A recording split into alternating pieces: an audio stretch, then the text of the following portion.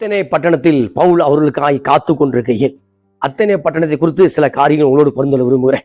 March மேடையில் பவுல் பேசின பிரசங்கத்தை இந்த நாளில் உங்களோடு இணைந்து தியானிக்க விரும்புகிறேன். அப்போஸ்தலர் 17ஆம் அதிகாரத்துல வாசிக்கும் பொழுது 17ஆம் அதிகாரம் 16 வாசிக்கும் பொழுது அத்தனை பட்டணத்தில் பவுல் அவர்களுக்காக காத்து கொண்டிருக்கையில் அந்த பட்டணம் விக்கிரகங்களால் நிறைந்திருக்கிறதை கண்டு தன் ஆவியிலே மிகுந்த வைராக்கியம் அடைந்து என்று வாசிக்கிறோம். அப்போஸ்தலர் பவுல் ஆவியிலே மிகுந்த வைராக்கியம் அடைந்தவராக அத்தனை பட்டணத்துல சுற்றி திரிந்ததை பார்க்கிறோம். கிறிஸ்துவுக்கு மிகவும் பிரியமான அன்பு தேவனுடைய பிள்ளைகளை இந்த செய்தியின் மூலமாய் நமக்குள்ள ஒரு ஆவிக்குரிய வைராக்கியம் உண்டாவதாக 17ஆம் அதிகாரத்தை வாசிக்கும் பொழுது அதுல மனோவாஞ்சியாய் ஏற்றுக்கொண்ட அந்த பெரிய பட்டணம் வருகிறது, தெசலோனிக்கே சபை வருகிறது. 17ஆம் அதிகாரத்துல வாசிக்கும் பொழுது உலகத்தை கலக்கக்கூடியவர்கள் இங்கேயும் வந்து விட்டார்கள் என்று சொல்லப்பட்ட அதிகாரம் தான் அப்போஸ்தலர் 17ஆம் அதிகாரம். அப்ப அப்போஸ்தலர் 17ஆம் அதிகாரத்துல வாசிக்கும் பொழுது ஏற்கனவே பிரச்சனை. பவுல் மூலமாய் தேவன் பெரிய பெரிய அற்புதங்களை செய்து கொண்டிருக்கிறார். அப்போஸ்தலர் பவுல் மூலமாய் மிகப்பெரிய அற்புதங்களையும் அடையாளங்களையும் செய்து கொண்டிருக்கிறார். எனவே அநேகர் பவுலுக்கு விரோதமாய் எழும்பி பவுலை அப்புறப்படுத்தினார்கள். ஸ்தோத்திரம். இப்போ பவுலை சேஃப்டி எங்க கொண்டு வந்து விடுறாங்க அப்படின்னா அத்தனை பட்டணத்துல வந்து விடுறாரு பாக்குறோம். அத்தனை பட்டணத்துல வந்து பவுலை வழி நடத்தினவர்கள் அவனை அத்தனை பட்டணம் வரைக்கும் அழைத்து கொண்டு போய் அங்கே சீலாவும் தீமோத்தேயும் அதிசீக்கிரமாய் தன்னத்தில் வரும்படி அவர்களுக்கு சொல்ல கட்டளை பெற்றுக்கொண்டு புறப்பட்டு போனார்கள். அப்ப பவுலை வழி நடத்தின ஒரு குரூப்பு அத்தனை பட்டணத்துல ஸ்தோத்திரம் பவுலை இருக்கும்படி வைத்து விட்டு போனார்கள். அத்தனை தான் ஏதென்ஸ். கிரீஸ் நாட்டின் தலைநகரம் தான் ஏதென்ஸ். அந்த ஏதென்ஸ் தான் அந்த பழைய பேர் தான் அத்தனை. 2000 ஆண்டுகளுக்கு முன்பாய் வழங்கப்பட்ட பேர் அத்தனை. அது எத்தனை மாறி ஏதென்ஸா மாறினது. இப்ப அத்தனை பட்டணத்துல பவுல் ஸ்தோத்திரம் யாருக்காய் காத்து கொண்டிருக்கிறார்? தீமோத்தேயுடைய வருகைக்காகவும் சீலாவுடைய வருகைக்காய் காத்து கொண்டிருக்கிறார். ஆனா காத்து கொண்டிருக்கும் பொழுது இப்ப அத்தனை பட்டணத்தை சுற்றி பார்க்கிறார். அந்த பட்டணத்தை சுற்றி பார்க்கும் பொழுது அந்த பட்டணத்துல மிகுந்த விக்கிரகங்கள் நிறைந்திருக்கிறத பார்க்கிறோம். அப்ப விக்கிரகங்கள் நிறைந்திருக்கும் பொழுது பவுலுக்குள் ஒரு வைராக்கியம் உண்டானது, ஆவிக்குரிய வைராக்கியம் உண்டானது. எப்படியாவது இங்கு கிறிஸ்து பிரசங்கிக்கப்பட வேண்டும், எப்படியாவது இங்கு கிறிஸ்து சொல்லப்பட வேண்டும் என்கிற மிகுந்த வைராக்கியம் உள்ளவராக செயல்பட்டார். இந்த காலை வேளையில நாமும் நம்முடைய ஸ்தோத்திரம் பழகக்கூடிய ஏரியாக்களில பிசினஸ்ல ஏதோ ஒரு காரியத்தின் மூலமா இயேசுவை பிரதிபலிக்க வேண்டும் என்று நாமும் விரும்ப வேண்டும். அப்ப பவுலுக்குள் ஒரு வைராக்கியம் இருந்தது. எப்படியாவது அத்தனை பட்டணத்துல ஒரு சுவிசேஷத்தை உள்ளே கொண்டு போக வேண்டும், அத்தனை பட்டணத்துக்குள்ளாக இயேசுவை கொண்டு செல்ல வேண்டும் என்கிற எண்ணம் அவருக்குள்ள இருந்த உடனே அதை பார்க்கிறோம். வாசிக்கிறேன். அப்போஸ்தலர் 17 வாசிக்கும் பொழுது ஜெப ஆலயத்துல யூதரோடும் பக்தி உள்ளவரோடும் சந்தை வெளியில் எதிர்பட்டவர்களோடும் தினந்தோறும் சம்பாஷணை பண்ணினான். அப்ப எத்தனை நாள் அங்க இருந்தாரு சொல்ல முடியாது நம்மளால. அப்ப அநேக நாட்கள் அங்க தங்கி இருக்கிறார் அத்தனை பட்டணத்துல. அப்ப ஸ்தோத்திரம் ஜெப ஆலயத்துல, அதுக்கப்புறம் அந்த மார்க்கெட்ல எங்க பார்க்கிறாரோ அங்கெல்லாம் இயேசு கிறிஸ்துவை சொல்லக்கூடியவராக அப்போஸ்தலர் பவுல் செயல்பட்டதை பார்க்கிறோம். இந்த காலை வேளையில ஸ்தோத்திர வியாதியோடு ஒருவரை பார்க்க போனால் அந்த இடத்துல இயேசுவை சொல்லும் பொழுது ஒருவேளை நீங்க சொல்வதை அவர் விசுவாசித்தால் அந்த வியாதி சுகமாக வாய்ப்பு இருக்கிறது. ஒருவேளை பிசாசின் பிடியில் அகப்பட்டவர்களுக்கு நீங்க கிறிஸ்துவை சொன்னால் அவர்கள் அந்த பிசாசிலிருந்து விடுதலை பெற வாய்ப்பு இருக்கிறது. அப்ப பவுல் சந்தை வெளிகளிலும் எங்கெல்லாம் போகிறாரோ அங்கு எப்படி கிறிஸ்துவை பிரசங்கிக்க வேண்டும் என்கிற ஒரு ஆவிக்குரிய வைராக்கியம் அவருக்கு உண்டானதை பார்க்கிறோம். ஆமென் சொல்லுங்களேன். அப்ப அத்தனை பட்டணம் முட்டாள்கள் நிறைந்த பட்டணம் அல்ல. அத்தனை பட்டணம் ஏற்கனவே பகுத்தறிவு ஞானிகளால் நிறைந்த பட்டணம். அப்ப அத்தனை பட்டணத்துலதான் பார்க்கும் பொழுது அரிஸ்டாட்டில், பிளாட்டோ, சாக்ரட்டிஸ் எல்லாம் பிறந்திருக்காங்க.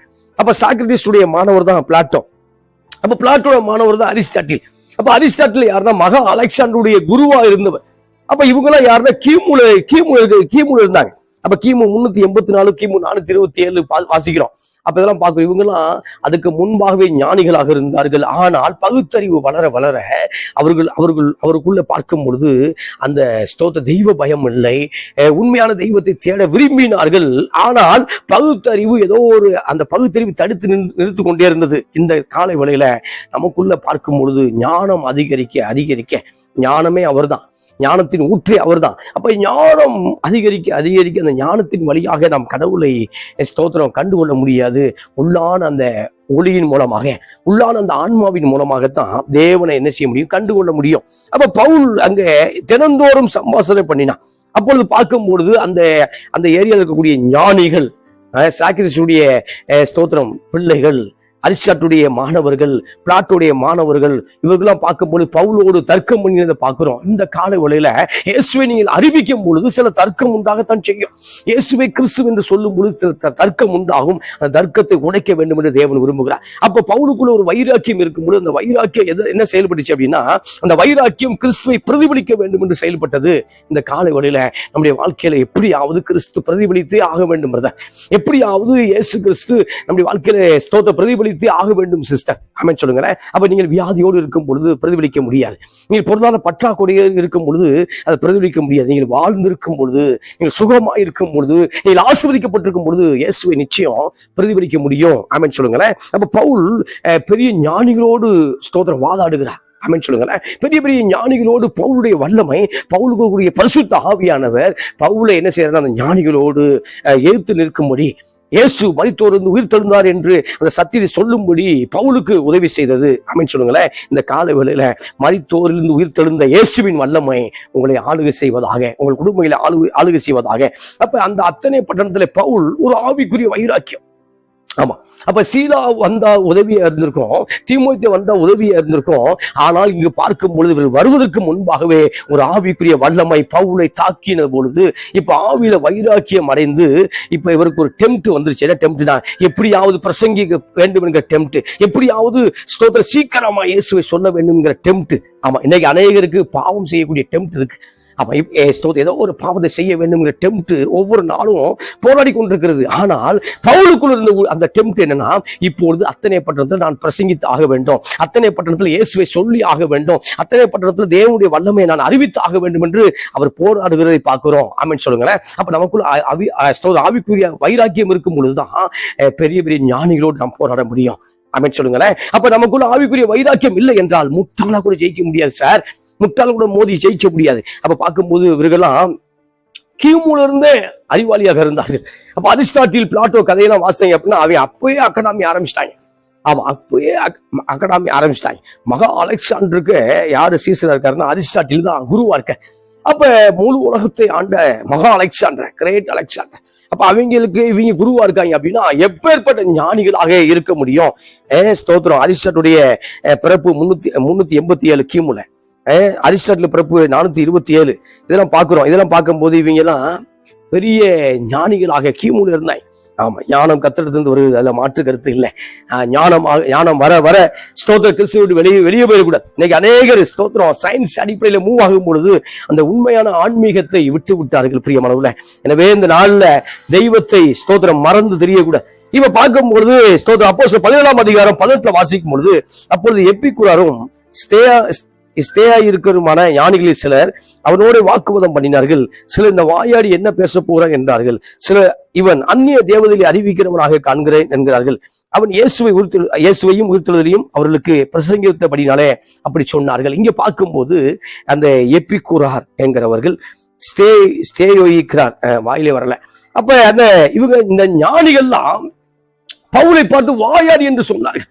ஆமா, அவருடைய ஞானத்தை பவுல் எதிர்க்கக்கூடிய கிருபையை கற்றுக் கொடுத்தார். ஆமென் சொல்லுங்களேன். அப்ப அவருடைய ஞானத்தை பவுல் எதிர்க்கும் பொழுது இந்த வாயாடி என்ன பேச போறார் என்று அவர்கள் பார்த்தார்கள். ஏனென்றால் இயேசுவையும் அந்த உயிர்த்தெழுந்த வல்லமையையும் அவர்களுக்கு பிரசங்கித்தபடினாலே அப்படி சொன்னார்கள். ஆமென் சொல்லுங்களேன். அப்ப இயேசுவை அறிவித்ததுனால பவுல வாயாடினாங்க. ஆமா, அப்ப பவுல் கிறிஸ்துவை பிரசங்கித்ததுனால வாயாடி என்று சொன்னார்கள். அப்ப ஸ்தோத்திரம், இந்த நாள்ல நம்ம வாயாடிங்கிற பட்டம் வாங்கினா இயேசுவை அறிவித்ததுக்காக அந்த பட்டம் வாங்கணும். ஆமென் சொல்லுங்களேன். அப்ப வீண் பேச்சு, ஆமா ஆமா தேவையற்ற பேச்சு, அப்ப வீணரோடு கலந்து போகக்கூடிய காரியங்கள் இதுல அந்த இது பார்க்க கூடாது. ஆமென் சொல்லுங்களேன். அப்ப அத்தனை பட்டணத்துல பார்க்கும் பொழுது இப்ப என்ன கொண்டு போறாங்க அப்படின்னா மார்ச் மேடையில கொண்டு போய் பவுலை நிறுத்தினார்கள். ஆமென் சொல்லுங்களேன். 17ஆம் அதிகாரம் 19 உங்களோட இணைந்து நான் வாசிக்க விரும்புகிறேன். வாசிப்போமா? அவர்கள் அவனை மார்ச் மேடைக்கு அழைத்து கொண்டு போய், நீ சொல்லுகிறது புதிதான உபதேசம் இன்னதென்று நாங்கள் அறியலாமா? நூதனமான காரியங்களை எங்கள் காதில் கேட்க பண்ணுகிறாய். அவைகளின் கருத்து இன்னதென்று அறிய மனதாயிருக்கிறோம் என்றார்கள். அப்ப பார்க்கும் பொழுது மார்ச் மேடையில அது பல கிரேக்க ஞானிகளை சந்தித்த மேடை. இது எப்படி இருக்கு? பல கிரேக்க ஞானிகள் அந்த மேடையில ஸ்தோத்திர சொற்பொழிவு ஆற்றியிருக்கிறார்கள். ஆத்தன் ஆத்திருக்காங்க, பல பேர் ஆத்தன் ஆத்திருக்காங்க. பல சொற்பொழிவுகளை பார்த்த மேடை தான் மார்ச் மேடை. பல அறிஞர்கள், அரிஸ்டாட்டில், சாக்ரட்டிஸ் இவங்களெல்லாம் பார்த்த மேடை தான் மார்ச் மேடை. இப்ப முதலாவது அந்த ஒரு ஸ்பிரிச்சுவல் மேனை அப்போஸ்தலனாகிய பவுல அந்த மேடை சந்திக்குது. ஆமென் சொல்லுங்களேன். ஆமா, மேடை நமக்காக கர்த்தர் ஆயத்தப்படுத்தி வைத்திருக்கிற. ஆமா, ஸ்தோத்திர. மேடையை தேடி நீங்களா அலையக்கூடாது. ஊழியக்காரர்கள், விசுவாசிகள் மேடையை தேடி காத்துட்டே கூட கர்த்தர் தகுதிப்படுத்தும் பொழுது மேடையை தருவார். ஆமென் சொல்லுங்களேன். அப்ப சில பேர் பார்க்கும் பொழுது ஆமா அந்த மேடைக்காக அவன் மேடையை விட்டு கீழே வரவே மாட்டான். ஆமா, இங்க பார்க்கும்பொழுது பவுலுக்கு ஒரு மார்ச் மேடை. ஆமா, கிரேக்க நாட்டுல ஏதென்ஸ் நகரத்துல ஒரு மார்ச் மேடையை கர்த்தர் ஆயத்தப்படுத்திருக்கிறார். எப்ப ஆயத்தப்படுத்துறாருன்னா, பவுல் பிறக்கிறதுக்கு முன்பாகவே ஆயத்தப்படுத்தி வச்சுக்கிறார். இன்னைக்கு பல நன்மைகள் நீங்கள் பிறப்பதற்கு முன்பாக, ஆமா, பல பிரச்சனை இன்று நீ சந்திக்கிறது போல தெரியும். ஆனா பிரச்சனை சந்திப்பதற்கு முன்பாகவே அதுக்கான விடையையும் அதுக்காக பதிலையும் ஏற்கனவே பரமபிதா ஆயத்தமாய் வைத்திருக்கிறார். ஆமென் சொல்லுங்களேன். அப்ப பவுல் சொல்லும் பொழுது, ஆமா, நீ புதிதான உபதேசத்தை பேசிக் கொண்டிருக்கிறார். ஏனென்றால் ஞானம் வளர வளர உயிர்த்தெழுதலை அவர்கள் நம்பவில்லை. ஞானம் வளர வளர இயேசு என்கிற ஒருவர் மரித்து உயிர்த்தெழுந்தார், அவருடைய தேவன் குமாரனாக இருக்கிறார் என்று சொன்ன அந்த வார்த்தைகளை அவர்கள் நம்பவில்லை. ஆமென் சொல்லுங்களேன். இன்னைக்கும் அநேக கிறிஸ்தவர்கள், பேர் கிறிஸ்தவர்கள், அநேகர் இயேசுவை உயிர்த்தெழுதல் நம்பவே இல்லை. அநேகர் இன்னும் இயேசுவின் வல்லமை நமக்குள்ள இன்னும் செயல்படுங்கிற நம்பவே இல்லை. அப்ப பகுத்தறிவு உள்ள அந்த கிரேக்க கூட்டம், கிரேக்க நாட்டு கூட்டம் பவுல் இயேசுவை அறிவிக்கும் பொழுது நூதனமான காரியமாக இருக்கிறது, புதிய காரியமாக இருக்கிறது. ஸ்தோத்திரம். அப்ப எங்களுக்கு ஒவ்வாத காரியமாக இருக்கிறது, வியப்பான காரியமாக இருக்கிறது என்று அவர் சொன்னதை பார்க்கிறோம். அது மாத்திரமல்ல, அந்த பட்டணத்தில் எல்லாரும் அங்கே தங்குகிற அந்நியரும் நவமான காரியங்களை சொல்லுகிறதும் கேட்கிறது மொழியே அன்றி வேறொன்றுக்கும் பொழுதை போக்குறது இல்லை. அவங்க டைம் பாஸ் என்னன்னா, ஏதோ ஒரு புதிய காரியத்தை மார்ச் மேடையிலிருந்து கேட்பார்கள், ஏதோ ஒரு காரியத்தை பேசுவார்கள். இதுக்கு தான் அவங்க பொழுதே போக்குறாங்க. பொழுது போக்குறது எது அப்படின்னா, புதிய நவமான காரியத்தை கேட்பது, நவமான காரியத்தை பேசுவது. இதுலதான் பொழுது போக்கிட்டு இருக்காங்க. அப்ப பவுல் சொன்ன காரியத்தை ஒருவேளை பலர் பொழுதுபோக்காக எடுத்துக்கொண்டிருக்கலாம். ஆனால் அதுல பார்க்கும்போது சில கூட்டம், சில மனிதர்கள் ரட்சிப்பையும் பெற்றுக் கொண்டார்கள். ஆமென் சொல்லுங்களேன். அப்ப நீங்கள் கிறிஸ்துவை அறிவிக்கும் பொழுது அநேகர் பொழுதுபோக்கு போல எடுத்துக்கொண்டிருக்கலாம், அநேகர் வேற மாதிரி எடுத்துக்கொண்டிருக்கலாம். ஆனாலும் ஸ்தோத்திரம், உங்களை கொண்டு செய்ய வேண்டிய காரியத்தை கர்த்தர் நிச்சயமாய் செய்வார். ஆமென் சொல்லுங்களேன். அப்ப பவுலுக்கு அந்த மார்ச் மேடை ஒரு பெரிய திருப்பு முனையாக அப்படி வாழ்க்கையில அமைந்ததை பார்க்கிறோம். இந்த நாள்ல நம்ம வாழ்க்கையிலும் பல மேடைகளை கர்த்தர் தர முடியும். அப்ப மார்ச் மேடையில பவுல் ஒரு பெரிய பிரசங்கத்தை பண்றார் பிரதர். மார்ச் மேடையில ஒரு நல்ல ஸ்தோத்திரம், ஒரு அழகான பிரசங்கத்தை வடிவமைத்து பேசுகிறார் சகோதரிய. அந்த மார்ச் மேடையின் மூலமாக தேவன் பெரிய காரியத்தை செய்யறது பார்க்கிறோம். அதில் நான் வாசிக்க விரும்புகிறேன். அப்பொழுது பவுல் மார்ச் மேடையில் நடுவில் நின்று, அத்தனையரே, எந்த விஷயத்திலும் நீங்கள் மிகுந்த தேவ பக்தி உள்ள என்று காண்கிறேன். அப்ப அதுல ஒரு நல்ல விஷயம் அவர்களுக்குள் இருக்கிறது. என்னன்னா, எந்த காரியத்திலும் ஒரு தேவ பக்தி இருந்தது. ஆனால் பகுத்தறிவு அந்த தேவ பக்தியை கம்ப்ளீட் பண்ண விடல. ஆமென் சொல்லுங்களேன். ஒரு பகுத்தறிவு, பூரணமான அந்த பகுத்தறிவு சில நேரம், ஆமா, அந்த பகுத்தறிவு அந்த தெய்வ பக்தியை அப்படி அது முழுவதுமாய் விசுவாசிக்க விடாதபடி தடை செய்து கொண்டே இருக்கிறது. ஆமென் சொல்லுங்களேன். அப்ப இன்னைக்கும் அநேகர் பார்க்கும் பொழுது நம்மோடே இருப்பாங்க, நம்முடைய விசுவாசிகளாக இருப்பார்கள், நம்முடைய நண்பர்களாக இருப்பார்கள். ஆனாலும் நீங்கள் விசுவாசிக்கக்கூடிய காரியத்தை அவர்களால் விசுவாசிக்கவே முடியாம இருக்கலாம். அதற்காக கர்த்தர் உங்களுக்கு சொன்ன காரியம் பொய்யாக போகாது. கர்த்தருக்கு உங்களுக்கு சொன்ன காரியம் அது நடக்காம போகாது. அப்ப யோசேப்புக்கு தேவன் காண்பித்த காரியம் எல்லாம் நிச்சயமா நடக்கும் என்று யோசேப்பு அறிந்திருந்தார். யோசேப்பு தகப்பனுக்கும் ஒரு அதுக்குரிய வெளிப்பாடு உண்டு. ஆனால் யோசேப்பு என்கிற பக்தன், அந்த யோசேப்புடைய உடன் பிறந்தோர் என்ன செய்ய முடியல, நம்ப முடியவே இல்லை. அந்த தரிசனத்தை நம்ப முடியல, அந்த சொப்பனத்தை நம்ப முடியல. அவனை சொப்பனக்காரன் என்று பேசினார்கள், அவனை கனவு காண்கிறவன் என்று பேசினார்கள். ஆனாலும் கர்த்தர் யோசேப்பின் கனவை வாய்க்கும்படி செய்தார். இந்த காலை வேளையில கர்த்தர் உங்களுக்கு சொன்ன அருமையான மகனே, மகளே, சகோதர, சகோதரியே, தேவன் உங்களுக்கு சொன்ன வாக்கு தத்தங்கள், வசனங்கள் நிச்சயமாக இந்த ஆண்டு நிறைவேறும். இந்த நாட்கள் நீங்கள் அதை காண்பீர்கள். இப்பொழுது இரவுக்குள்ளாகவே பல அற்புதங்களை நீங்கள் பெற்றுக்கொள்ள முடியும். ஆமென். அப்ப சொல்லும் பொழுது தேவன், ஆமா, ஸ்தோத்திரம், ஒரு நல்ல பிரசங்கத்தை பண்ற. நமக்கு ஒரு மேடை கிடைச்சிச்சுன்னா கண்ட உளறிய கூட, நமக்கு ஒரு வாய்ப்புகளை கர்த்தர் உருவாக்கி தரும்போது சரியாக பயன்படுத்த வேண்டும்.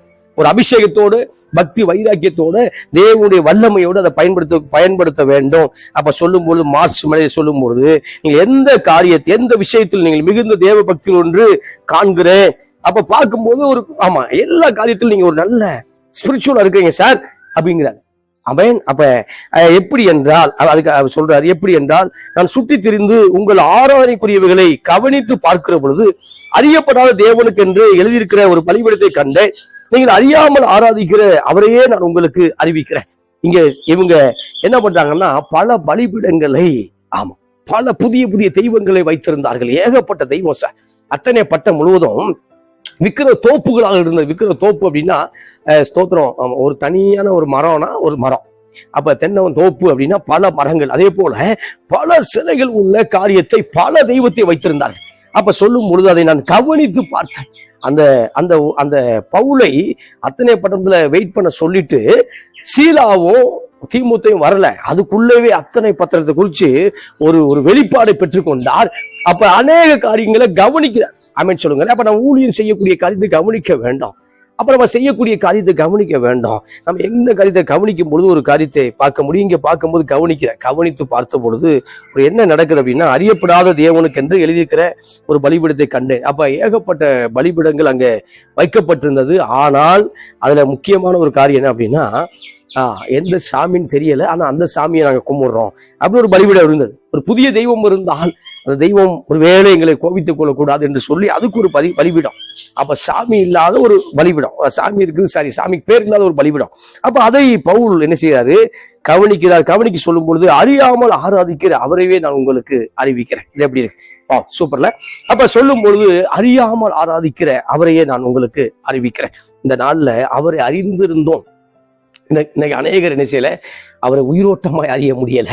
பிரச்சனைகள், போராட்டங்கள், நெருக்கடி வரும் பொழுது அவர் உயிரோட்டமாய் அறிய முடியவில்லை. ஆனால் பவுல் பார்க்கும் பொழுது அவர்கள் உயிரோட்டமாய் அறிந்தார்கள். அப்போஸ்தலர் 17ஆம் அதிகாரமே உலகத்தை கலக்கிறவர்கள் இங்கேயும் வந்து விட்டார்கள். அப்ப உலகத்தை கலக்கின ஒரு தொற்று வியாதியை போல, பெரு நோய் என்று பவுலை சொன்னார்கள். அப்ப அந்த நோயை போல, கொரோனா வைரஸை போல, அப்ப அந்த அளவுக்கு தீவிரமாக தேவனுடைய வார்த்தையை அப்போஸ்தலர் பவுல் எடுத்து சென்றதை பார்க்கிறோம். ஆமென் சொல்லுங்களேன். அப்ப தீவிரமாக ஒரு காரியத்தை தீவிரமாய் பின்பற்றுகிறவங்க தீவிரவாதி. அப்ப தீவிரமாய் கிறிஸ்துவை அறிவித்ததுனால பவுலும் அப்ப தீவிரமாய் செயல்பட்ட ஒரு மனிதனாக பார்க்கிறோம். அப்ப இந்த 17ஆம் அதிகாரம் விசேஷ அதிகாரமா இருக்கு. என்னன்னா, அந்த பட்டணத்துலதான் மனவாஞ்சியாக பெரிய மக்கள் கிறிஸ்துவை, அந்த வசனத்தை, வார்த்தைகளை ஏற்றுக்கொள்கிறார்கள். அப்ப தெசலோனிக்கே மக்கள் ஆல்ரெடி ஏற்கனவே நல்ல ஃபெய்த் உள்ளவனாக இருக்கிறான். அதை ஓவர்டேக் பண்றத பெரிய பட்டணத்தை பார்க்கிறோம். இப்ப அநேகர் அந்த அதிகாரம் முழுவதிலும் பார்க்கும் பொழுது அநேக ஒரு எழுப்புதல் அதிகாரமாக அது அமைந்ததை பார்க்கிறோம். இந்த நாள்ல ஸ்தோத்திரம், ஆராதனை முறையை கவனிக்கிறாரு.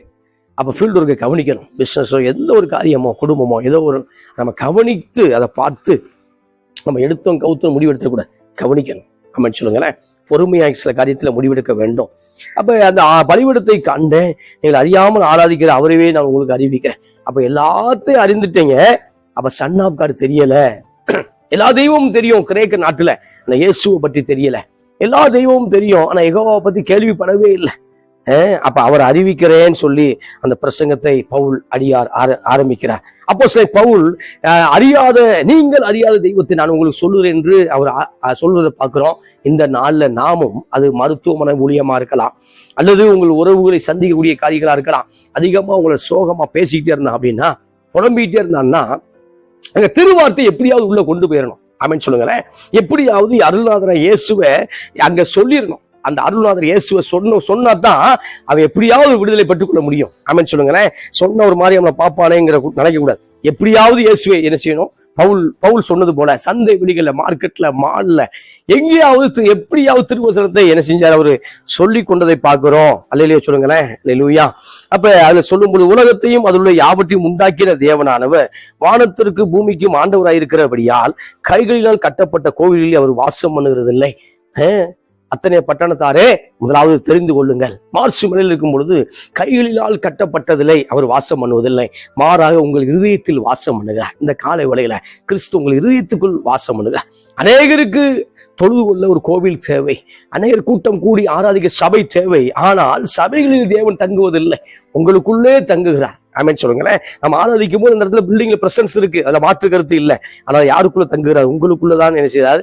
தங்க விரும்புகிறார். அதை பவுல் கண்டினியூ பண்றாரு. எல்லாருக்கும் ஜீவனையும் சுவாசத்தையும் சகலத்தையும் கொடுக்கிற அவர் தமக்கு யாதொன்று தேவையானது போல மனுஷ கைகளினால் பணிவிடையை கொள்ளுகிறது இல்லை. அப்ப சகலத்தையும் உண்டாக்கினவர், நம்முடைய தேவைகளை சந்திக்கக்கூடிய இறைவன். அப்ப ஏக இறைவன் எல்லாம். அப்ப இவருக்கு ஏதோ ஒண்ணு வான்கடா தேவைப்படுறது மாதிரி மனுஷன் கையில் அவர் எதிர்பார்க்கவில்லை. நீங்க முழு மனதோடு ஆராதிக்கிறது எதிர்பார்க்கிறார். நீங்க முழு மனதோடு தேவனை தொழுது கொள்வதை எதிர்பார்க்கிறார். அப்ப அத்தனை பட்டணத்துல ஒரு நல்ல ஒரு வசனத்தை, நல்ல ஒரு காரியத்தை பவுல் பேசிக்கொண்டே வருகிறார். ஆமென் சொல்லுங்களேன். அப்ப அத்தனை பட்டணத்தை போல நம்முடைய பகுதியிலும் அநேக காரியங்கள் நிறைந்து காணப்படுகிறது. அப்ப நமக்குள்ள ஒரு வைராக்கியம் தேவை. எப்படியாவது இந்த பகுதி இயேசுவுக்கு சொந்தமாக வேண்டும். முதலாவது பிரசங்கிக்கணும், முடியலன்னா அந்த பகுதிக்கு செபித்து கொண்டாக இருக்கணும். கர்த்தர் யாரை கொண்டாது என்ன செய்வார்? திருவசனத்தை என்ன செய்வார்? வெளிப்படுத்துவார். அதுல அப்போஸ்தலர் 17ஆம் அதிகாரம் 26 வாசிக்கும் பொழுது, மனுஷ ஜாதியான சகல ஜனங்களையும் அவர் ஒரே இரத்தத்தினாலே தோன்ற பண்ணி பூமியின் மீதெங்கும் குடியிருக்க செய்து முன் தீர்மானிக்கப்பட்ட காலங்களையும் அவர் குடியிருப்பில் எல்லைகளையும் குறித்திருக்கிறார். அப்ப எல்லையை தேவன் குறித்திருக்கிறார்.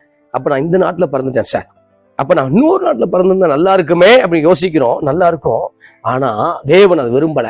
அப்ப ஒவ்வொரு அந்த கோத்திரங்கள், ஒவ்வொரு மனிதர்கள், ஆமா இவன் எந்த கிளைமேட்ல இருந்தா அடாப்ட் ஆவான், இவன் எந்த கிளைமேட்ல எல்லாம் அவருக்கு தெரியும். அப்ப பூமியில குடியிருப்புல நமக்கு ஒரு எல்லைகளை குறித்திருக்கிறார். அல்லையா சொல்லுங்களேன். அப்ப உங்க எல்லையை மாத்தாதீங்க பிரதர், உங்க காரியத்தை மாத்தாதீங்க சிஸ்டர். தேவன் உங்களுக்கு என்ன அழைத்தாரோ அந்த அழைப்புல நில்லுங்க, அந்த அழைப்புல நில்லுங்க. நம்ம அழைப்பு விட்டு தூரமா போகாதீங்க. இளையகுமாரன் போனது மாதிரி தூரமா போகாதீங்க. இளையகுமாரன் மறுபடியும் வந்துட்டான். ஆனா போகும்போது என்ன பண்ணானா, செல்வத்தோடு போனான். இப்ப தொலைத்து போட்டு வந்துட்டான். இப்ப இந்த காலை வேளையில உங்களுக்கு சொன்ன வார்த்தை என்னன்னா, அழைப்பை விட்டு போயிடாதீங்க. அப்ப பவுல் எல்லா இடத்துலயும் அந்த அழைப்புலயே இருந்தார். இப்ப மார்ச் மேடையை பார்க்கும்போது நல்ல பிரசங்கம், அத்தனை பட்டணத்தை பார்க்கும் பொழுது ஆவியில வைராக்கியம். அப்ப இப்ப பிரசங்கம் பண்ண வேண்டும் என்கிற ஒரு ஊந்துதல், இயேசுவை எப்படியாவது இங்க அந்த ஒரு விதையை போட்டணுங்கிற ஒரு ஊந்துதல் அவருக்குள்ள இருந்துச்சு. அது இப்போ பார்க்கும்போது எழுப்புதலாக மாறினதை பார்க்கிறோம். ஆமென் சொல்லுங்களேன். அப்ப இயேசுவாகிய விதையை போட்டணும், தேவனுடைய வசனத்தை போட்டணும். வசனம் தான் விதை, அதை போட்டணும். கண்டிப்பா கர்த்தர் நிச்சயமாரு கிரியை செய்ய முடியும். அப்ப அதுல 27 வாசிக்கும் 17:27, கர்த்தராகிய தம்மை அவர்கள் தடவியாகிலும் கண்டுபிடிக்கத்தக்கதாக தம்மை தேடும்படிக்கு அப்படி செய்தார். அவர் நம்மில் ஒருவருக்கும் தூரமானவர் அல்லவே. அதான் ரேமா. அதுதான் முக்கியமான வார்த்தை. என்ன வார்த்தை அப்படின்னா, அவர் ஒருவருக்கும் தூரமானது அல்ல. அப்ப கிரேக்கருக்கும் அவர் தூரமாக இல்லை, யூதருக்கும் தூரமாகவே இல்லை, புறஜாதிய மக்களுக்கும் நமக்கும் தூரமாகவே இல்லை. அப்ப எங்க அவரை கூப்பிடுறோமோ, நீ எங்க இருந்து விசுவாசிக்கிறியோ அப்ப மகிமையை காண முடியும், அப்படி பிரசன்னத்தை காண முடியும். இந்த நாள்ல நம்முடைய ஸ்தோத்திர குடும்பத்தில் அப்படி வெளிச்சம் உண்டாகுது பிரதர். நம்முடைய சூழ்நிலையை கர்த்தர் மாற பண்ணி மகிமையை செய்ய போகிறார். ஆமா, இந்த நாளை நல்லா இருப்பீங்க. ஆமா, குடும்பம் நல்லா இருக்கும். கர்த்தர் உங்க ஜெபத்தை கேட்கிறார், கர்த்தர் உங்களுக்காக பெரிய காரியங்களை செய்கிறார். ஆமென் சொல்லுங்களேன். அப்ப இந்த நாள்ல ஸ்தோத்திரம், உங்களுக்குள்ள ஒரு விசுவாசங்கிற விதை அது வளருது. ஆமென். அப்ப தேவன் எல்லாவற்றையும் பார்த்து கொள்வார். பிள்ளைகள் காரியங்கள், ஆமா, பிள்ளைகளுடைய பாதுகாப்பு, எல்லாத்தையும் சகலத்தையும் அவர் பாதுகாப்பார் என்கிற ஒரு விதை இந்த நாள்ல வளருவதாக, கர்த்தர் காரியங்களை சந்திப்பார், தேவையை பார்த்து கொள்வார்ங்கிற எண்ணம் நமக்குள்ள உண்டாவதாக. அப்ப சொல்லும் பொழுது அவர் ஒருவருக்கும் தூரமானவர் அல்ல. இது எங்க இருந்து பேசிட்டு இருக்காருன்னா, மார்ச் மேடையில இருந்து பேசிட்டு இருக்காரு. யார் பேசிட்டு இருக்கா? பவுல் பேசிட்டு இருக்காரு. அப்ப யாரை பார்த்து பேசிட்டு? கிரேக்கர்ல பார்த்து பேசிட்டு இருக்காரு, ஞானிகளை பார்த்து பேசிட்டு இருக்காரு. ஒருவருக்கும் தூரமானவர் அல்ல. இவங்க ஏற்கனவே அரிஸ்டாட்டில், பிளாட்டோ, சாக்ரடீஸ், இவங்கெல்லாம் இந்த ஞானிகள்லாம் பார்க்கும் பொழுது இவங்க எல்லாம் எல்லாத்தையும் ஆராய்ச்சி பண்ணிதான், கடல்களையும், ஆமா, பூமியையும், அதுக்கப்புறம் கோள்களையும் ஆராய்ச்சி செய்து கொண்டே இருந்தவர்கள். ஆமா, கடவுளை பார்க்கறதுனால அவங்க பகுத்தறிவுலயே மூவ் ஆகிட்டாங்க, சயின்ஸ்லயே மூவ் ஆகிட்டாங்க. ஆமா, கடவுளை பார்க்க முடியல. அப்ப சொல்லும் பொழுது 28 அவர் சொல்றாரு, ஏனெனில் அவருக்குள் நாம் பிழைக்கிறோம், அசைகிறோம், இருக்கிறோம்.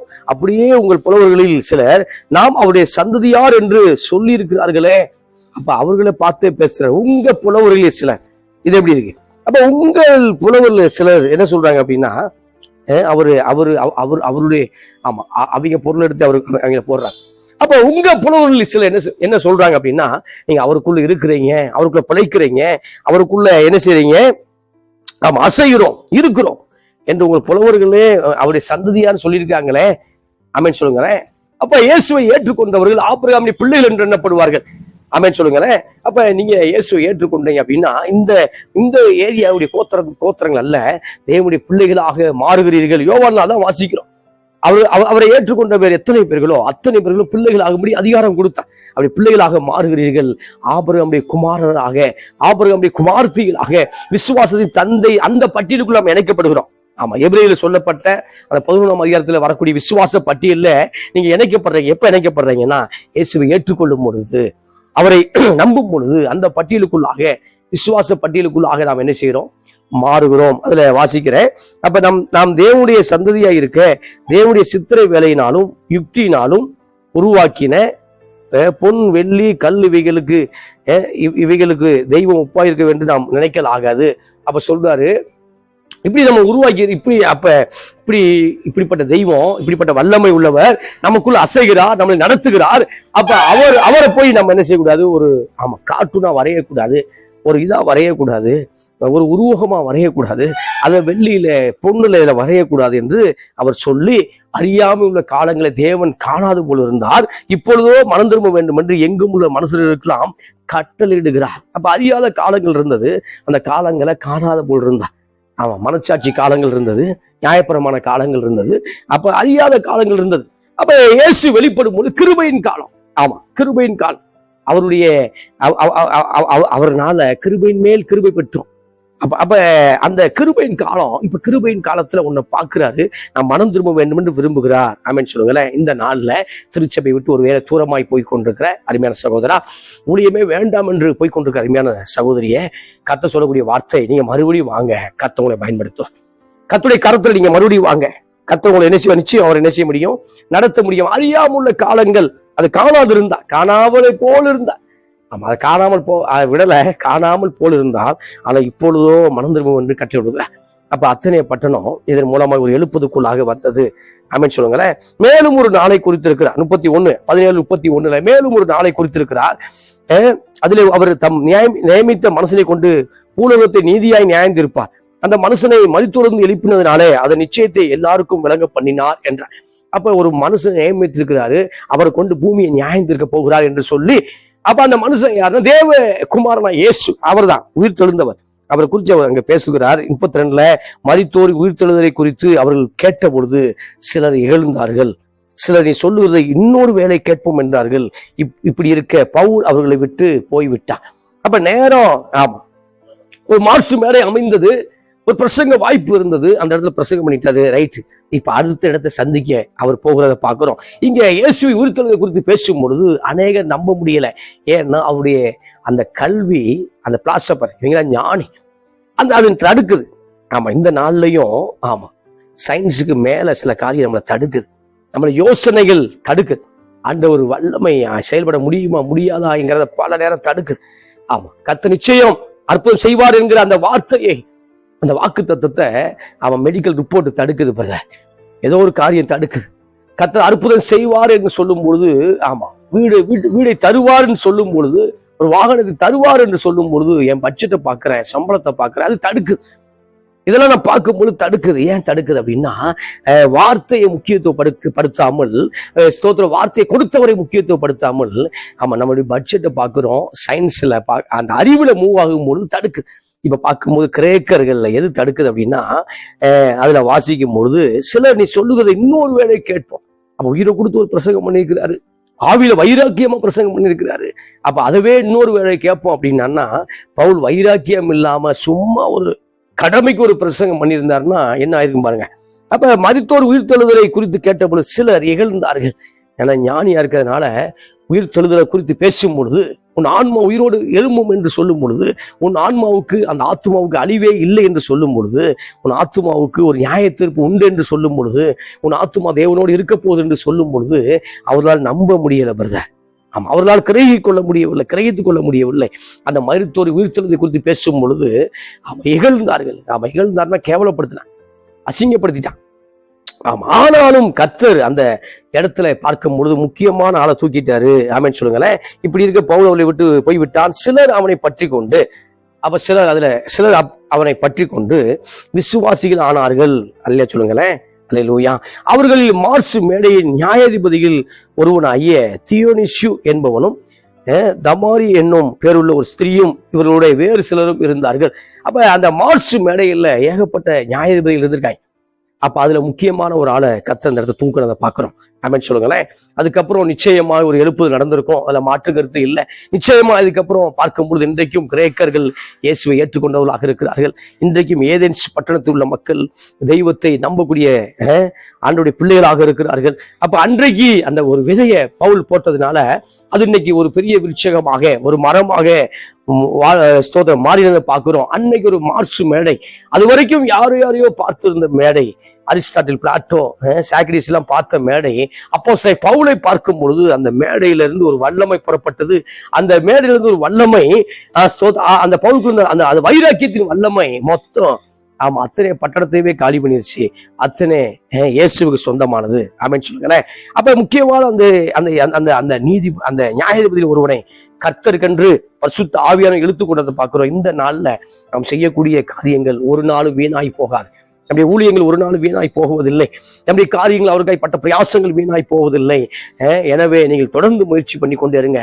தொடர்ந்து கர்த்தருக்காய் காத்திருங்க. தொடர்ந்து ஆவியிலே வல்லமையோடு செயல்படுங்க. ஒரு நிமிடம் உங்களுக்கு ஜெபிக்க விரும்புகிறேன். நல்ல பிதாவே, நன்றியோடு துதிக்கிறோம், ஸ்தோத்திரிக்கிறோம் ஆண்டவரே. இந்த செய்தியை பார்த்து கொண்டிருக்கிற, கேட்டுக்கொண்டிருக்கிற அருமையான சகோதரர்களுக்காக ஜெபிக்கிறேன் அப்பா. அவர்களை ஆஸ்வதிக்கும்படியா ஜெபிக்கிறேன். இப்படி வல்லமை இந்த நாள் அவர்களுக்குள்ளே கடந்து போகும்படியா ஜெபிக்கிறோம். பவுலுக்குள்ளே கிரியை செய்த அதே பரிசுத்தாவின் வல்லமை இந்த நாள்ல மக்களுக்குள்ளே கிரியை செய்யும்படியா ஜெபிக்கிறப்பா. வேதனையோடு பலவீனத்தோடு இருக்கக்கூடியவர்களை கர்த்தர் சுகப்படுத்துவீராக. பொருளாதார பற்றாக்குறை இருக்கக்கூடியவர்களை ஆண்டவரே பொருளாதாரத்தை நீக்கி ஆஸ்வதிப்பீராக ஜெபிக்கிறப்பா.